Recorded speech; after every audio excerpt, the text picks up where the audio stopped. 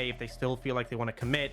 But we see the Galio coming out for Gory, so something that can potentially match that roaming potential. Good no skirmishes. Makes me question, will we see a Camille come out? Okay, well, that would just set up, yep. Let's play towards the top. Well, let's play to one side lane, at the very least, right? And I think as well, this makes it a bit difficult for the Rise, because obviously you match the roaming with the Galio, but you can set up ganks on top of that because he's a mobile.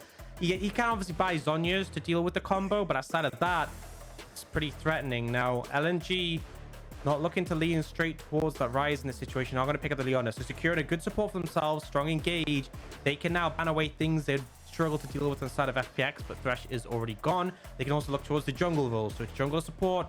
You could take away the likes of the Xin Zhao in the situation. You could go for things like, I mean, I'm going to go for the Khan. For FPX, I feel like you can target the 80 carries. Gonna go for the Ziggs. Technically something you can play in that role. Lulu. We'll see what LNG want to round out looks like with. a good ban here for Hung. You know, one of Hung's most played, pairing up with the Jinx as well, Orcs. Because support looks important, right? I was going to say, it can be a bit risky in laner to Leona, but you have engaged, right? So you can pick anything you want for Hung because you already have the Galio Camille as the go-in.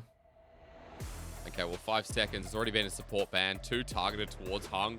Viego actually the final ban against Glid, so they're happy to leave out the Xin Zhao, thinking that in game 1 it wasn't really too impactful. Yeah, Jarvan is also an option, right? If you think of like engage potential, adding a Jarvan to that, really easy setup to get Jinx on resets.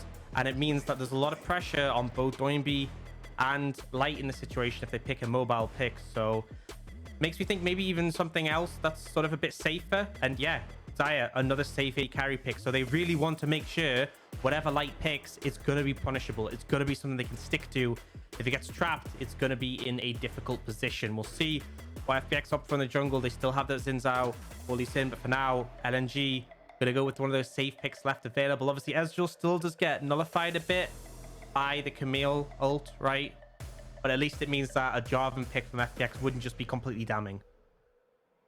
Adding to the range on top of that as well, you get similarities between what they drew with the Jace.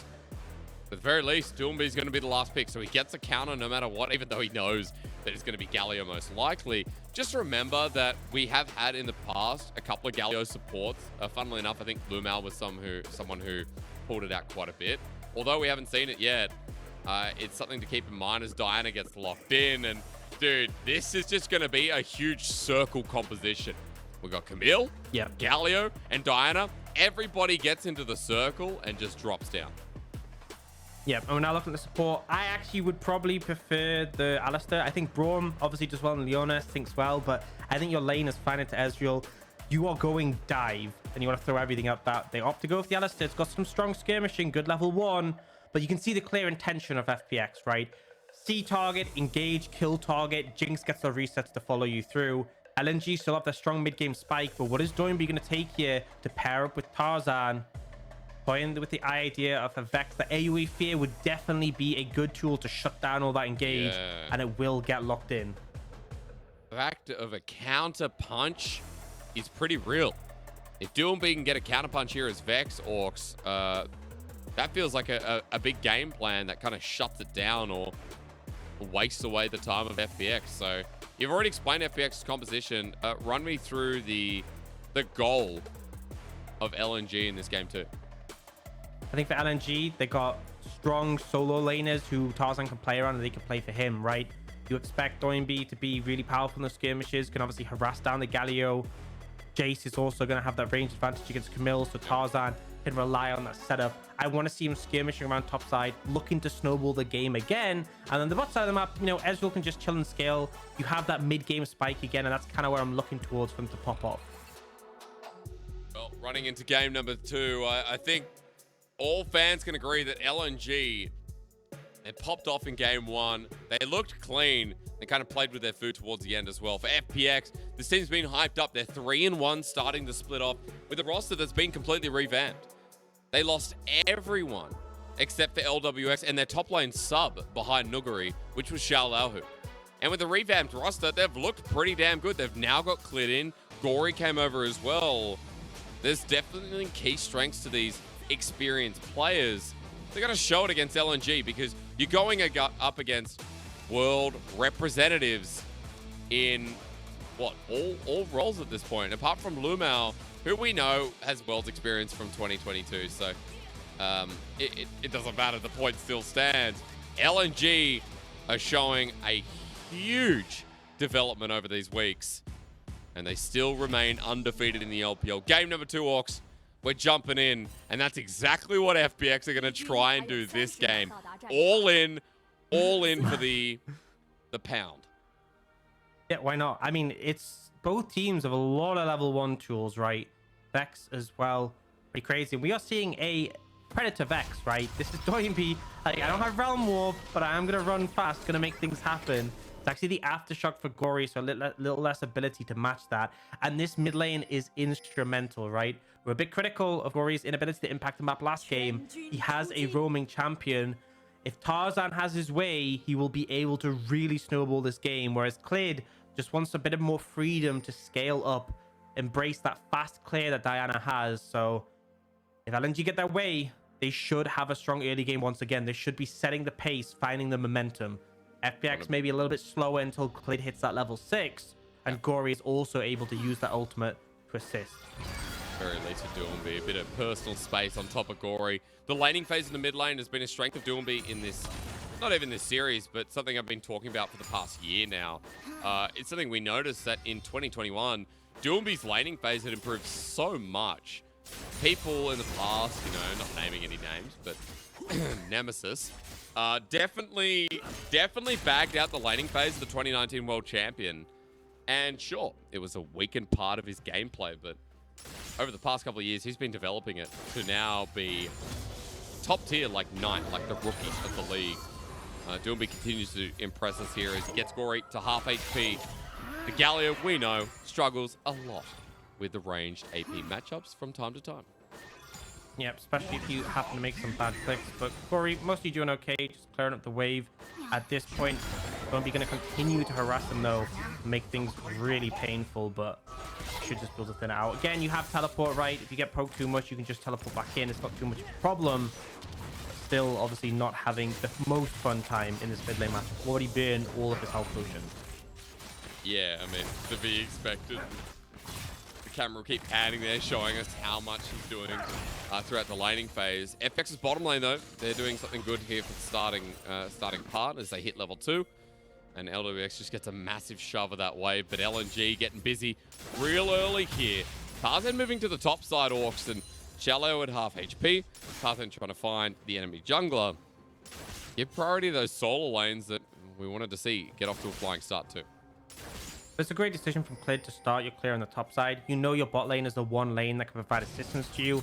If you ended up on the top side, you would get invaded, you get threatened. And he's kind of just left Jalaho in a little bit of a rough spot. This is the expectation, right? Both solo lanes have prio. Easy dive. Please save me, Shala, who's screaming to the wind while at half HP. He already seems doomed. Personal space with a hook shot, wall shot, knocked back, and Tarzan again. King of the jungle for first blood. No chance you get out on that one, and that's the power here, right? Tarzan has the least, and again, he has to set up his solo laners. He's going to be able to move, able to roam with him, and then because Ale has priority, they can easily set those dives up. Jalaho doesn't burn his flash, but there's really just nothing he could have done in that situation. It's a hard matchup by all means. And bot lane, sure, right, LWX and Hung have a minus death advantage to pushing it in, but they're not really able to do too much to capitalize. I was going to ask you more so on top side, though. Was Shallahu falling behind? If this is a repeat gank, you know, they're able to force out the flash and continue bullying. Does this just change the way this composition operates? Because we've talked about the all-in. If Shallahu is a member that's not able to play sides or really add impact, does FPX just completely change up their sides or how they play going into ult stage? I think it's okay in the sides because if Ale oversteps, then Jalaho can just ult him and Gory flies in, right? So he can never get a little bit too overzealous. It can make team fights more difficult because if Jalaho's behind, he just becomes an ult bot, right? And if he's just doing that, if he gets blown up too quickly or he's not able to do the follow-up damage, we could see, I've seen situations where Camille Galio behind, they ult someone and the person just like tanks it and then turns it around. And especially, right, with Doinby being able to get things like a Zhonya's. Light, we've seen a lot of Ezreals go for this defensive build with Crown of the Shattered Queen. If you have Crown of the Shattered Queen, then you're not going to die. You'll be able to turn it around. Can even itemize into a Zhonya's himself if he really wants to, because you can build defensive AP items for that build if you really want. It's just a little bit tricky, right, if they do start to fall behind. So I think it is very relevant. For now, he's holding up okay, considering he did get dove, but it's still not ideal.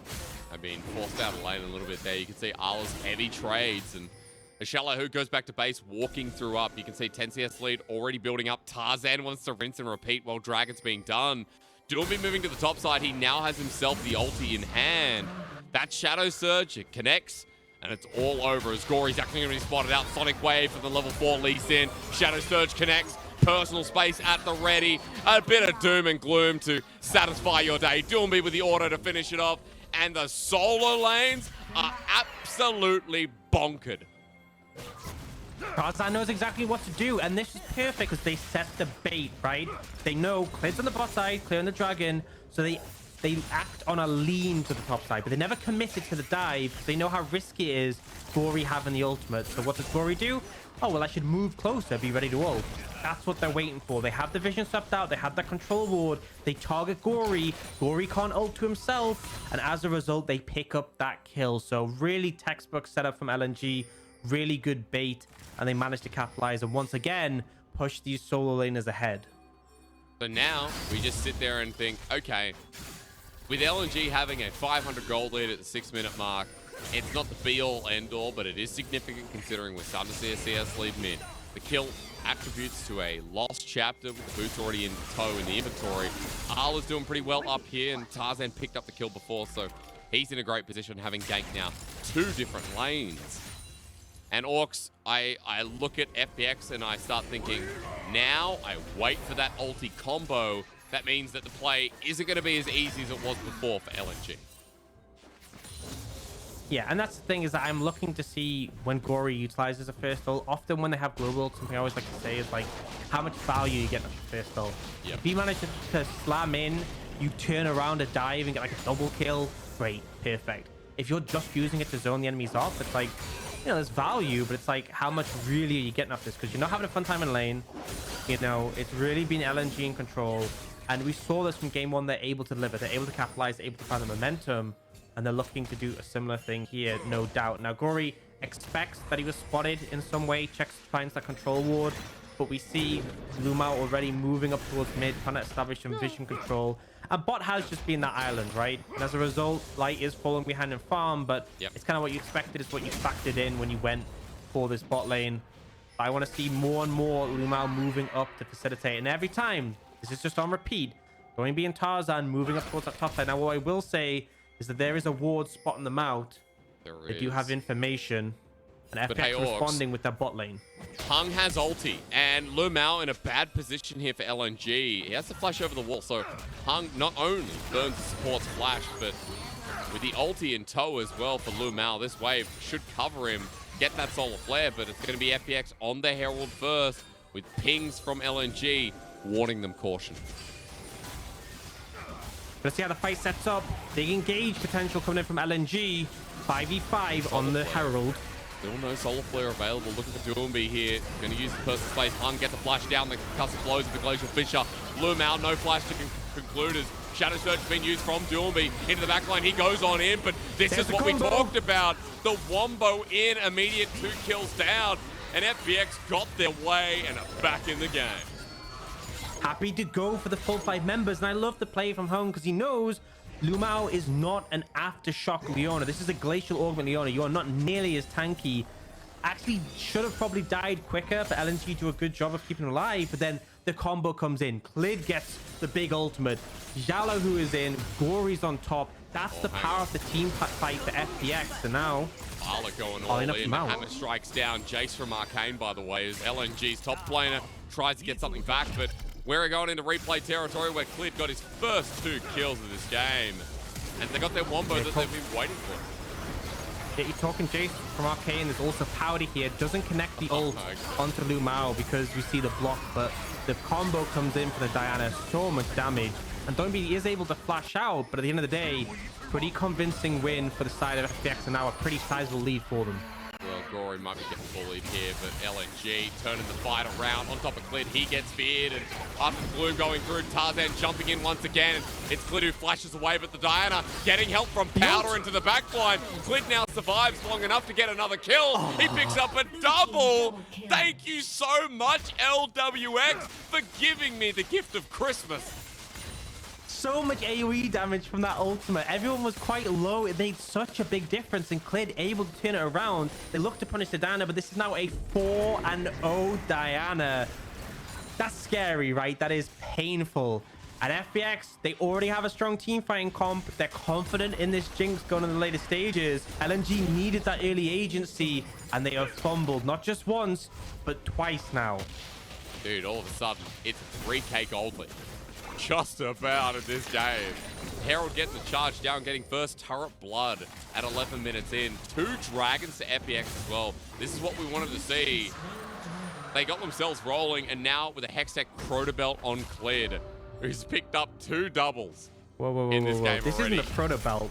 They solved it. This is the Rocket Belt, right? He knows how it works now.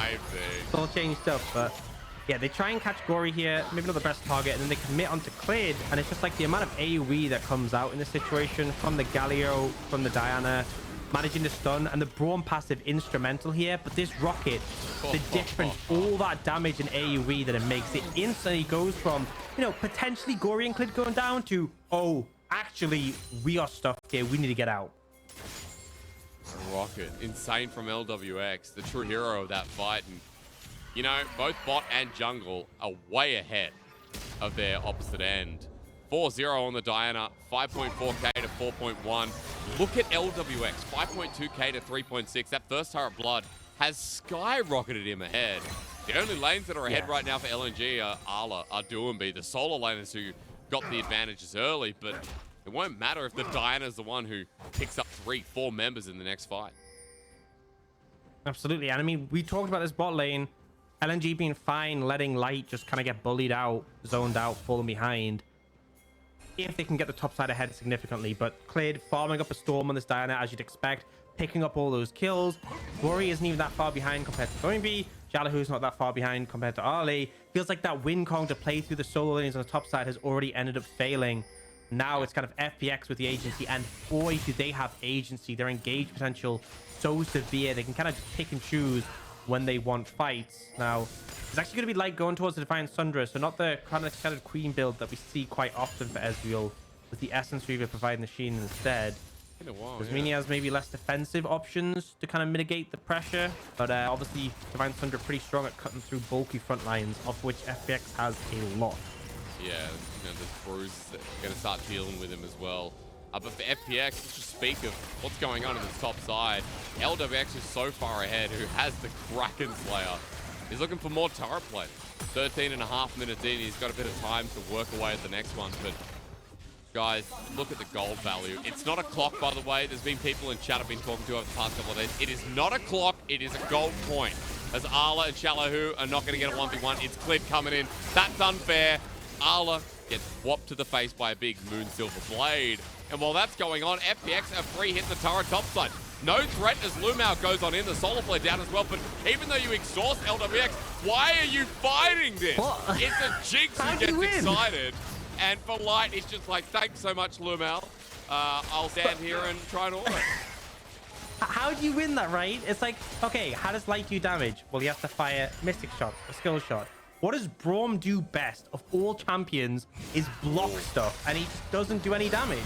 We're going to try and do this. There's the Frost, the Moonlight Vigil. Sorry, the Moonfall does come down. Follows through on top of Gory. Doinby gone all the way through. Gory dodges away. Now onto Clid. Sonic Wave, and the Respite comes through. It's a shutdown, a kill for kill. As the hero's entrance from Gory reignites it. But Tarzan jumping back in. He wants Shalahu. He flashes forward on top of Gory. But for Tarzan, maybe too ambitious. He knew he was dead. He looks for a Hexgate or something. But LNG getting desperate. Yeah, LNG, they get the 700 gold shutdowns. That's nice. But then they end up trading 2 kills back, which is, you know, as you could say, not so nice. And was pretty close to Tarzan cleaning up the interrupt on the Sonic Wave, keeping Gory alive. But as you said, LNG are feeling a bit more desperate, trying to make things happen.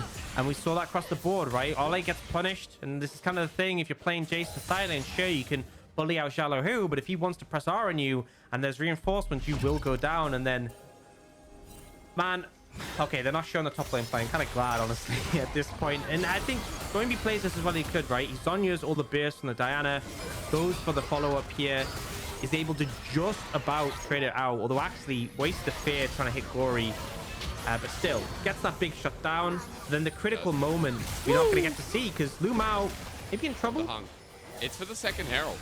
But FPX, again, we've seen how strong they are at this point. I mean, Cleared, he's the one you have to watch out for with the rocket belt. And Gory now coming in as well. LNG on the back of the pit. Look at the gate taken by Cleared. He jumps into the back line as well. Doesn't care about LNG. That was ballsy.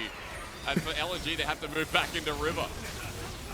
Oh my god, that was some great hectic usage. I'm still going. Lumao's actually going in. True Shot Barrage line 3. He buys time, but Hung doing the same thing. And now you get a reset on top of the Jinx. Cleared's ulti doesn't do too much, and Light's still alive, but for Tarzan, he's trying to survive against this Camille. No hope. I guess they want to take this one to a game 3 pretty quick. Yeah, I mean, maybe if the goal disparity wasn't as big, that could have gone a bit more in favor. It's actually a nice kick coming out from Tarzan to knock the Diana away, because if that ulti connected, it would have been a lot more disastrous. But LNG, they're just forcing. They're like, okay, we got outscaled, we're losing team fights. What's our option? Let's try and just fight now, fight fast. And it is failing again and again. Lu Mao 0-4-0. Oh, dude. True on the Leona. Yeah, you're right. Very much Lamar right now.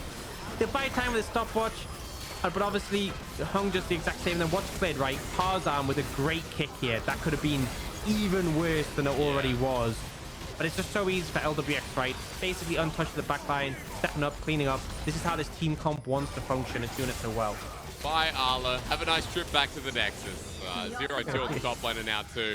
And FPX everywhere. This is what we want to see, guys. Coming into the series, we're talking about this team being pretty much evenly matched against LNG. And sure, LNG 4-0 is a team right now, but FPX has surprised us all. This team has pure mojo. And while Gory got clapped in game number 1, in game 2, they recovered from the ganks that came through. And Orcs, they're getting so much on the map because Clid has been leading the charge.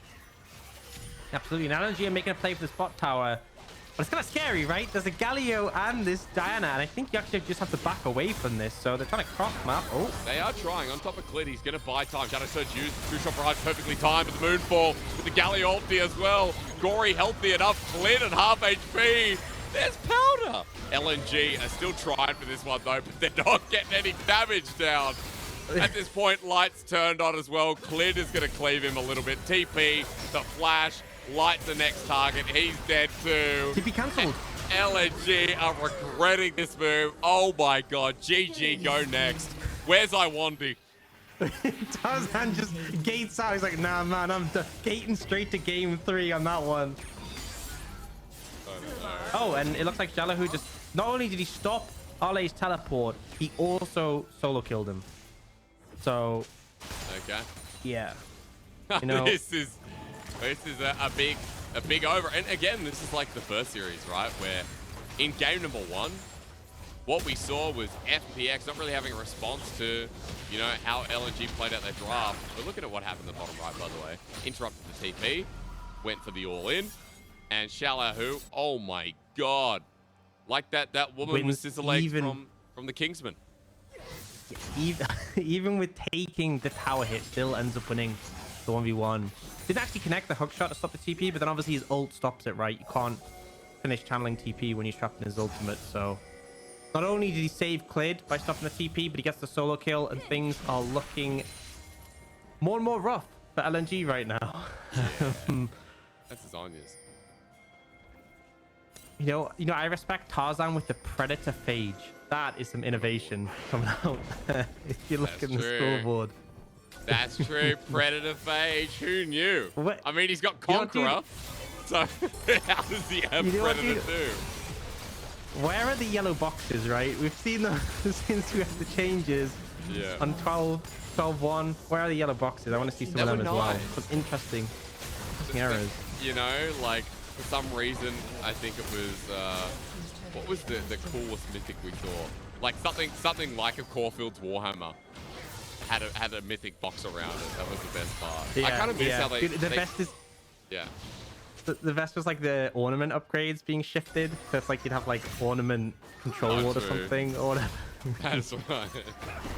Oh, spectators struggling at the moment as well. FPX, this is going to be a bit of a tight squeeze for LNG if they can get around the wing. Gory on a ward right now. Tarzan is being sneaky. He wants a flank. If LNG win this game, I think FPX will have to throw, like, too much toilet paper, clogs up toilet, and it overflows. You know what I mean? Like, you make a very silly mistake. There's Tarzan, okay, setting up for the kick flash, cleared, just getting out with the proto belt. Tarzan holds onto the tools for now. And the thing is, we haven't really mentioned it because it's kind of been sort of sub-factor in this game, but Soul in 50 seconds, right? It's going to be Hextech Soul as well. And you may have noticed that obviously they nerfed their plan for 12-2. They nerfed the Chem Soul Drake initially, the Chem Drake, the Soul effect. They are also nerfing the Hextech Soul simply because it was also overperforming. So one of the stronger ones, and definitely with this composition, the extra damage and the Jinx being able to AoE slow, pretty substantial. So we look at the map, LNG 30 miles away from the dragon. This doesn't look convincing. Well, Soul's gonna be a freebie. And folks, at this point, you know, you get to these games and anywhere else, I feel like casters might say you gotta treat this competitively. LNG are getting stomped, and it's really good to see here from FPX, a team that's recovered well after game number 1. Now, for LNG, they're going to die trying here as they walk into River, and it's about Tarzan if you get the kickback, but Soul's been taken, and now they're too close. Doomby by himself, great four-man fear, but he's, of course, going to die. And Shallow, who sets up for a huge orb.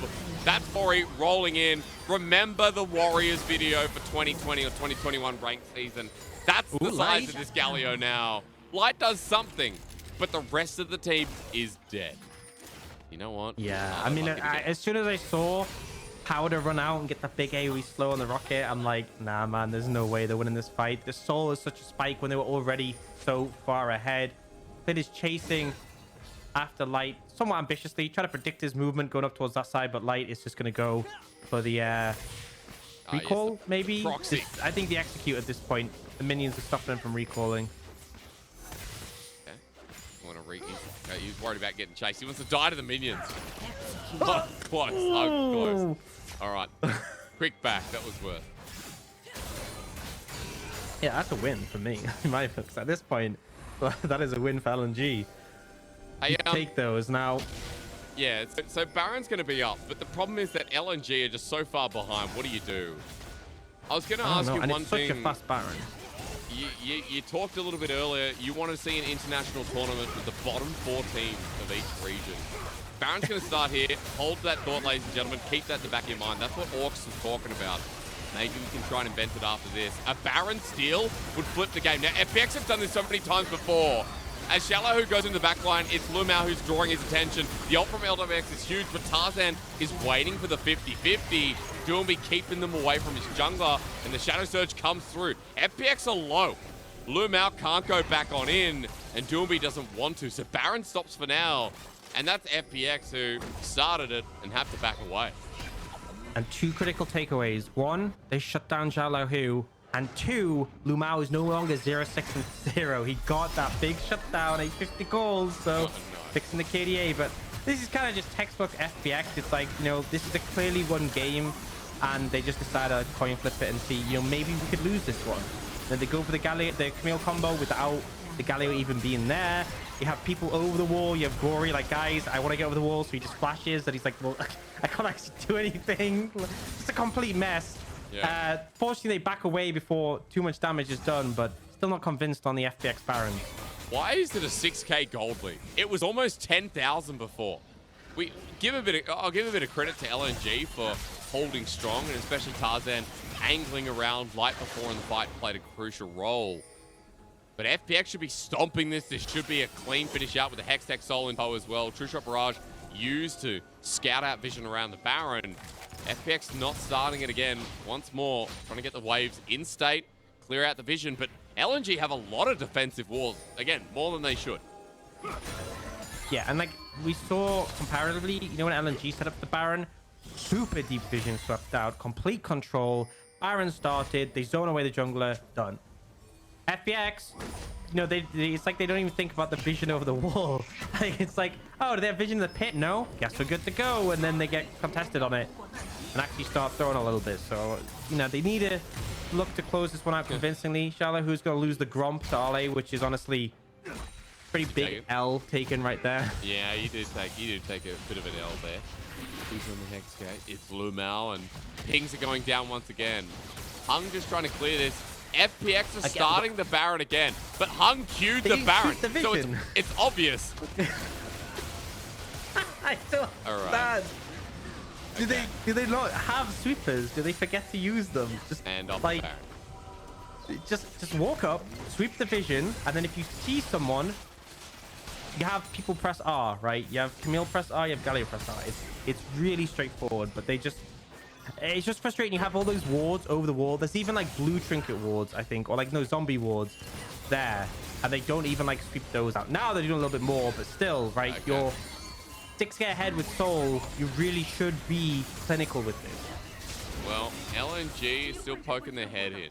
They're able to defend this tier 2, and Doomby's just picking up the farm.